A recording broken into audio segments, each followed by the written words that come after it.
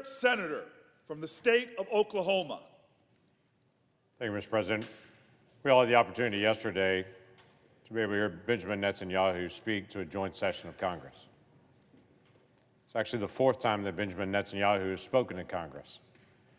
This particular invitation was different, though. They're in a time of war.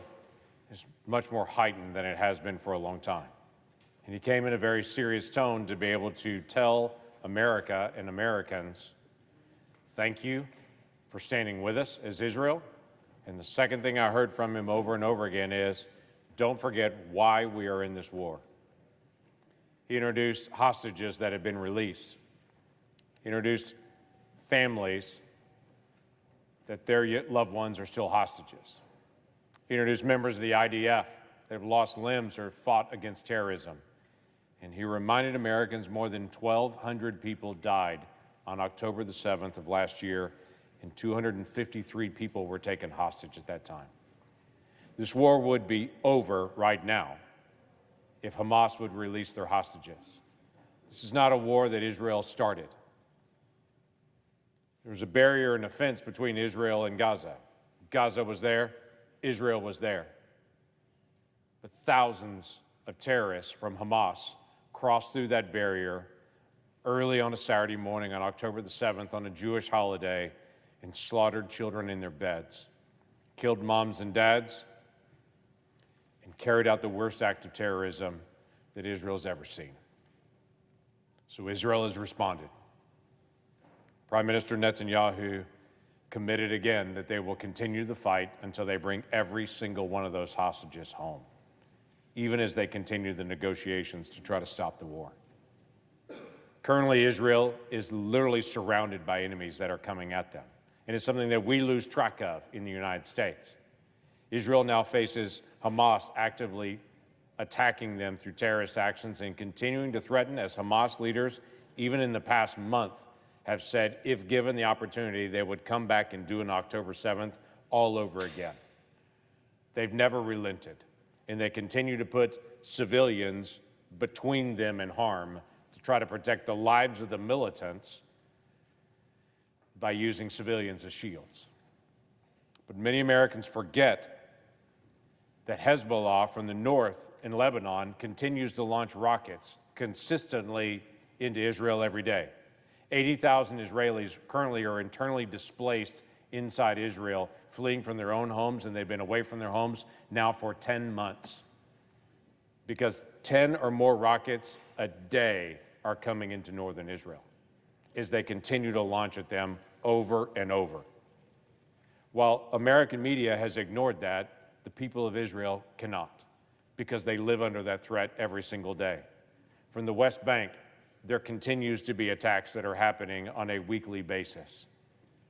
From Syria, there continues to be attack. From Iranian-backed militants there, the same with Iraq. And just in the past 2 weeks, Yemen has landed one of their attack drones inside a neighborhood in Tel Aviv. Now, they've launched hundreds at Israel, but this was the first time they actually struck one of their targets, and Houthi leaders inside Yemen celebrated by saying, we have finally killed some Israelis. Israel is literally surrounded every single day. All of those militant groups are all funded by the Iranian regime, all of them. We as Americans sometimes point at Iran and say they are the problem, and we lose track of the simple fact it's not the Iranian people. The people of Iran live under the oppression of the Iranian regime that they would like to be free from as well. But the entire region is destabilized by the actions and the terrorist activities of just that Iranian leadership in that regime. They're funding Hezbollah, they're funding Hamas, they're funding the militants in Syria and in Iraq. They're funding and providing all the trajectory for the Houthis in attacking ships in the Red Sea, as well as launching at Israel on a regular basis. It's Iran that is doing that. And we as the United States should do whatever we can to apply the maximum amount of pressure on Iran and on that regime to be able to shut off the flow of money and to shut off their ability to be able to sell oil worldwide, so we can continue to be able to put pressure on them so that they're not flowing money to terrorist organizations that are attacking Israel on a regular basis. Now, I understand that what I've just stated is controversial to some people in the United States. As Benjamin Netanyahu was speaking yesterday at Union Station, just 4 blocks from where I'm standing right now, there were people that were waving Palestinian flags, climbing on the statue of Christopher Columbus with spray paint, painting on Christopher Columbus's statue 4 blocks from here on Union Station, "Hamas is coming," while they burned American flags and burned Israeli flags, 4 blocks from here. I'm keenly aware that not every American is supportive of what's happening in Israel. But we are the United States of America. Israel is our ally, and she is a functioning democracy in the chaos of the Middle East, and we should continue to stand with Israel because she is facing terrorism just as we have faced terrorism. And as Benjamin Netanyahu reminded all Americans yesterday, Iran really wants to destroy America. Just Israel is between Iran and America. So they go after Israel first. There's something growing in America, though. And it's this growing anti-Semitism that's occurring. This is something Senator Rosen and I have talked about for years. We've talked about what's happening on college campuses. And after October the 7th, the anti-Semitism on our university campuses nationwide has now exploded into full view. What has been trained into students by faculty that are anti-Israel is now bearing fruit in public demonstrations. Funded by we don't know who yet, but definitely organized and funded and well-equipped. Today, Senator Rosen and I held an anti-Semitism hearing with college students from 6 different college campuses.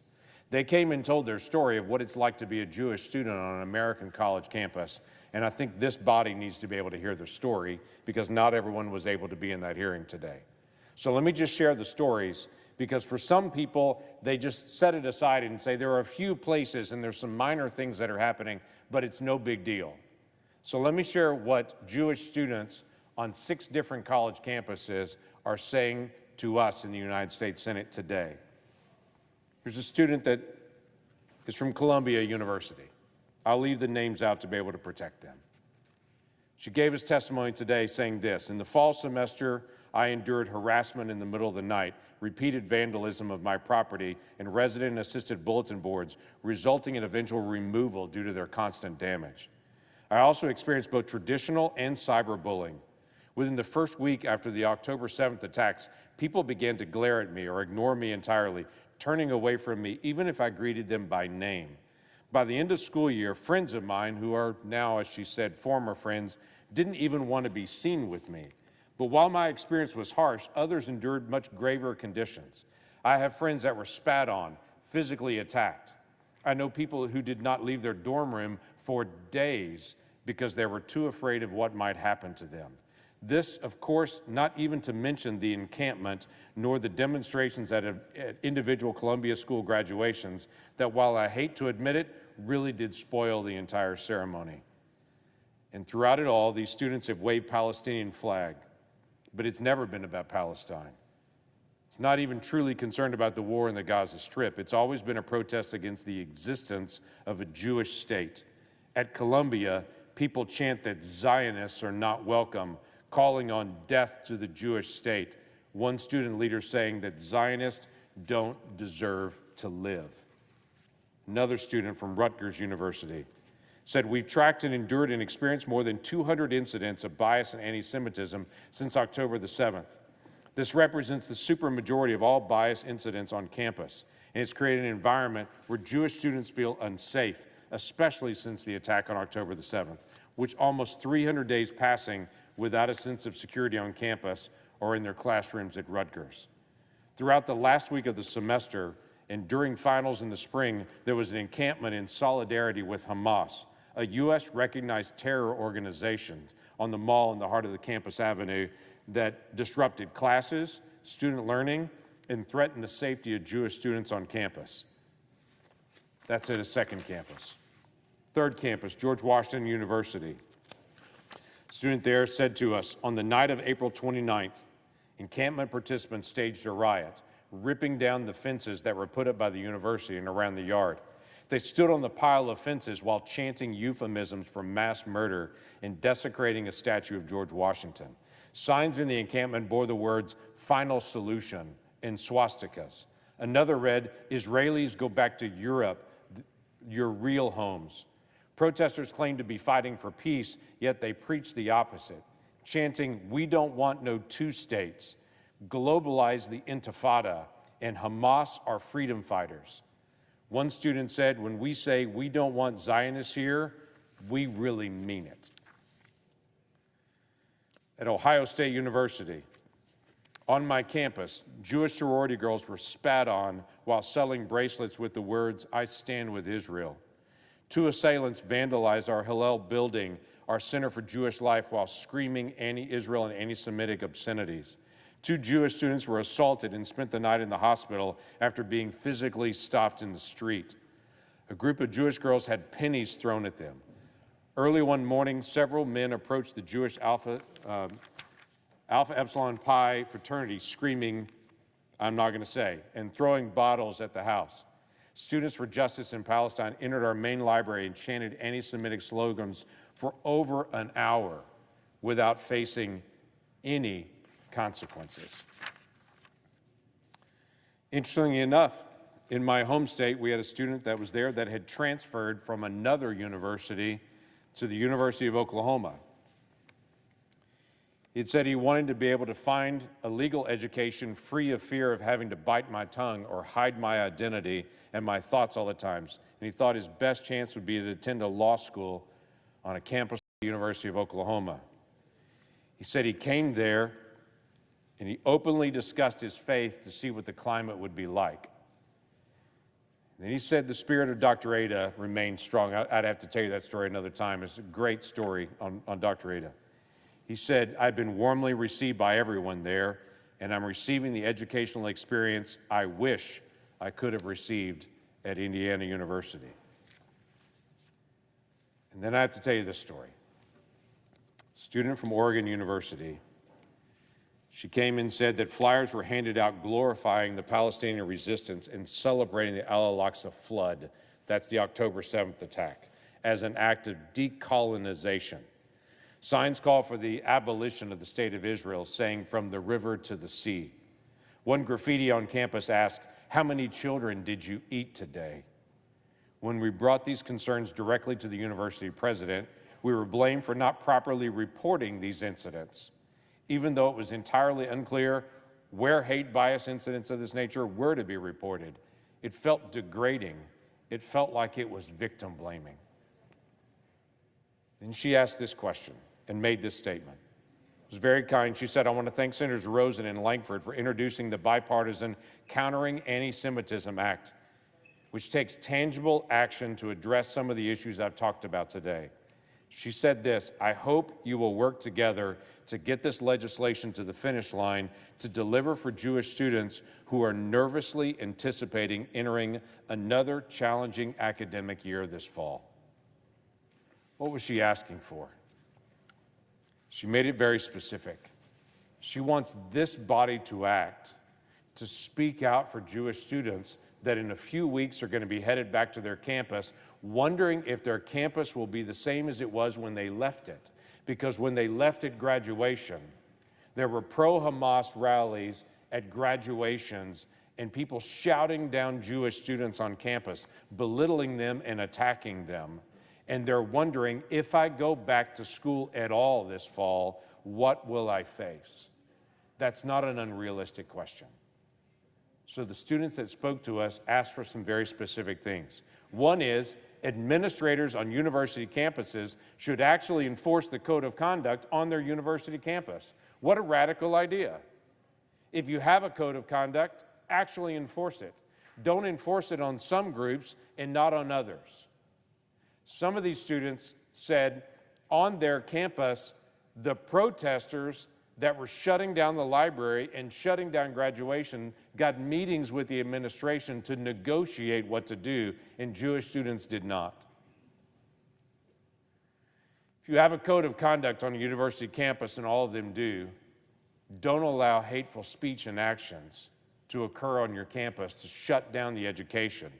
Don't tell, as some of these students faced from administration, I'd encourage you not to go to the library today, when their tuition helped pay for that library the same as everyone else. But to say to one group of protesters, they've taken it over, they really have the occupation, I wouldn't go there, it's not safe for you. Why don't you do something crazy, administrators? Why don't you make your campus safe for everyone? That's one request they had. The second request they had was Congress passed the IRA definition of anti-Semitism. The House has already passed it. The State Department right now uses the International Holocaust Remembrance Alliance, the IRA definition for anti-Semitism, and has used it for more than 3 decades. It's not controversial for our State Department, but we've never required the Department of Education to also have that same definition. Because what's happening on university campuses right now is all these statements are being made, as some of the students said today, that sound a lot like what Nazi brown shirts said in Germany years ago to Jewish students, is being said on American college campuses now. But university officials are saying we don't have a good definition of anti-Semitism, so we can't really say that's anti-Semitic hatreds. We all know it is.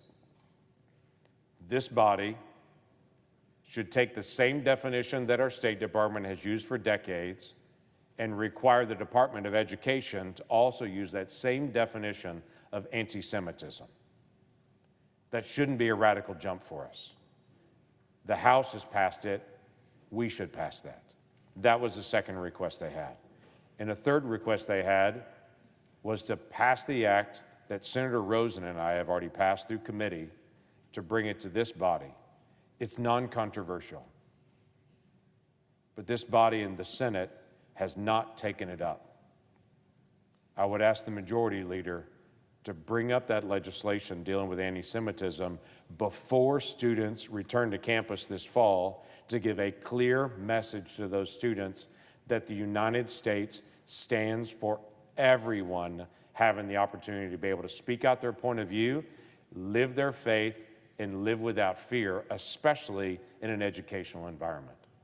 If students want to be pro-Hamas on a university campus, I think it's foolish. I think it's a terrible thing to do, but you have the right to do it. But you do not have the right to be able to silence, intimidate Jewish students on campus at the same time. You do not have the same right to do that.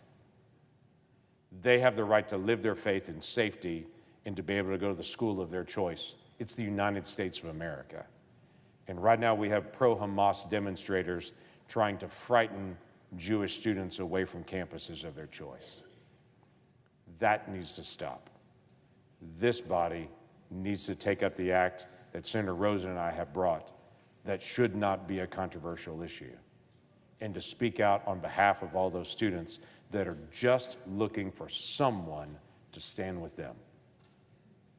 So why don't we do that? With that, I yield the floor.